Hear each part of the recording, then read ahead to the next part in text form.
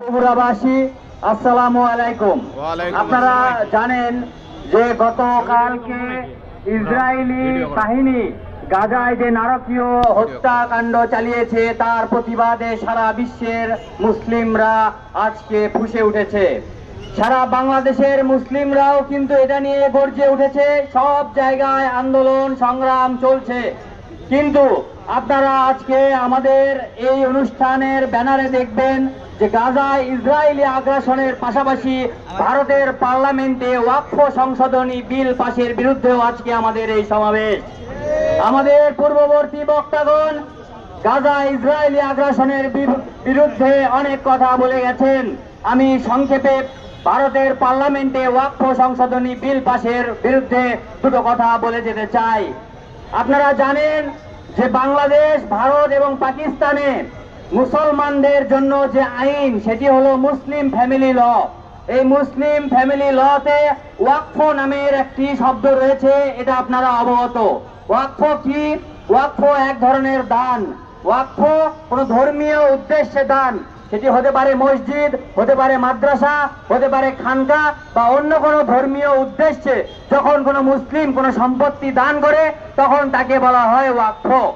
কিন্তু উগ্র হিন্দুত্ববাদী রাষ্ট্র ভারতের কসাই মোদি, তার দল বিজেপি তাদের পার্লামেন্টে নতুন আইন পাশ করে মুসলিমদের এই যে কোরআনের আইন, ওয়াকফের যে আইন, সেই আইনটিকে বাতিল করে তারা তাদের মতো একটি মন গড়া আইন ভারতের 20 কোটি মুসলমানদের উপর চাপিয়ে দেওয়ার চেষ্টা করছে।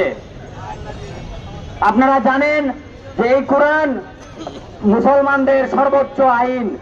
এই আইনের বিরুদ্ধে যদি কোনো আইন কেউ করিয়ে মুসলমানদের উপর চাপিয়ে দেওয়ার চেষ্টা করে তা কোনো মুসলমান মেনে নেবে না। সেটি ভারতের 20 কোটি মুসলমান নয়, তার পাশাপাশি রয়েছে পাকিস্তানের 20 কোটি, বাংলাদেশের 20 কোটি।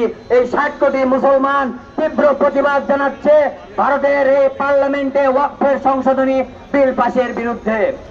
ভারতের পার্লামেন্ট এটাকে নাম দিয়েছে ভূমি জিহাদ।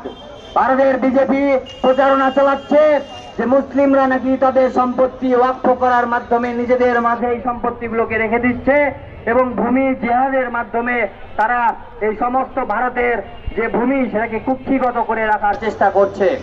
আপনারা এর আগে দেখেছেন লাভ জিহাদ নামে একটি গুজব সে সময় বিজেপিরা ছড়িয়েছিল যে মুসলিমরা নাকি হিন্দু নারীদেরকে প্রেমের ফাঁদে ফাঁসিয়ে তাদেরকে ভাগিয়ে নিয়ে মুসলিম করছে।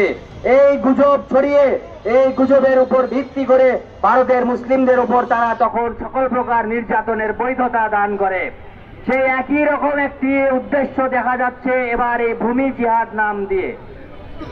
তাই আমি আজকের এই সমাবেশে গাজায় যে ইসরায়েলি আগ্রাসন হয়েছে তার বিরুদ্ধে প্রতিবাদ জানিয়ে যাচ্ছি এবং পাশাপাশি এনসিপির পক্ষ থেকে এই যে ভারতের পার্লামেন্টে ওয়াকফ সংশোধনী বিল পাশের বিরুদ্ধে যে অবস্থান, সেই অবস্থানের প্রতি আমাদের সকলের সমর্থন আহ্বান কামনা করে আজকে আমার বক্তব্য শেষ করছি।